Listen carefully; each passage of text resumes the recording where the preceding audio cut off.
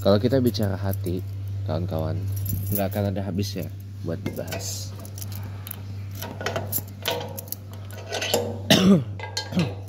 Ya, selamat pagi teman-teman. Hari terakhir bulan November 2024. Hari ini hari Sabtu 30 November 2024. Besok sudah bulan Desember.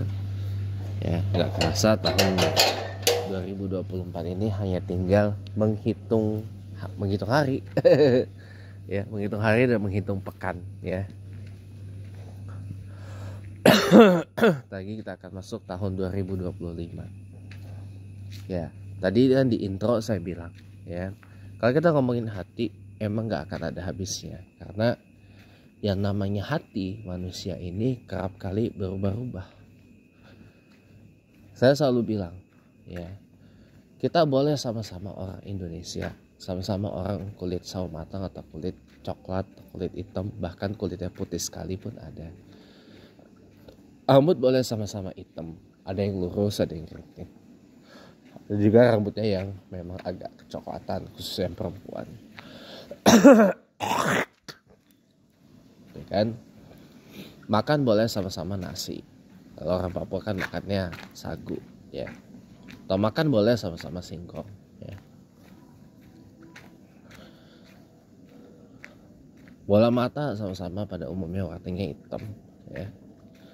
Tapi isi hati orang beda-beda.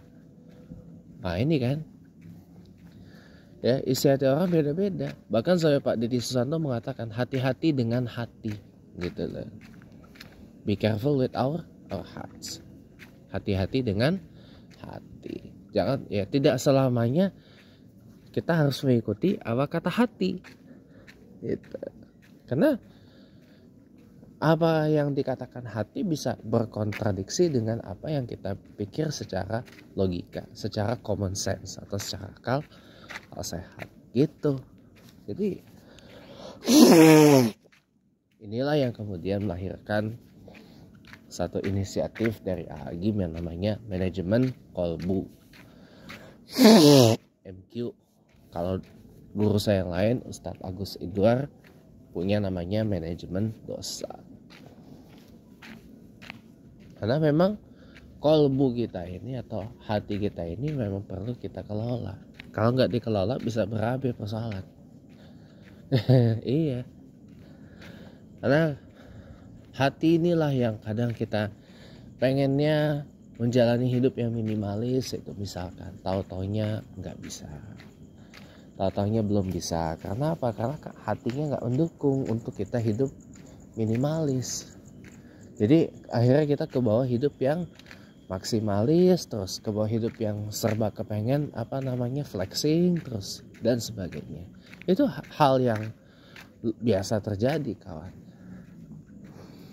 Itu makanya jadi harus kita waspadai bersama. Itu guys. Itu satu.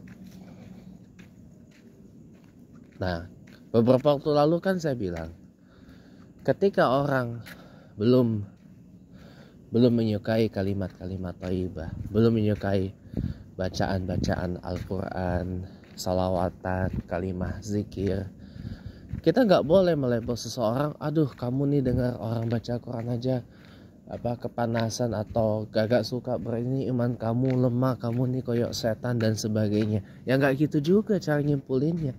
Hatinya aja belum tergerak untuk itu. Ini hanya masalah hati. Hatinya belum tergerak untuk menyukai itu. Ya kan? Kemarin kenapa saya tergerak untuk membantah keras statementnya Bung Ferry Irwandi yang konon katanya beliau ini nggak percaya dengan yang namanya santet. Meskipun saya juga nggak memaksa Anda harus percaya bahwa santet itu ada. Ya karena hati saya tergerak. Karena memang ada dalilnya. Dalam Quran surah Al-Baqarah ayat 3 dan ayat 102. Bahkan di dalam salah satu surah yang mungkin tiap hari kita baca, Al-Falaq ya. Dalam salah satu ayat itu namanya min syarril ghasikin iza waqab. ada memohon perlindungan dari para wanita-wanita tukang sihir.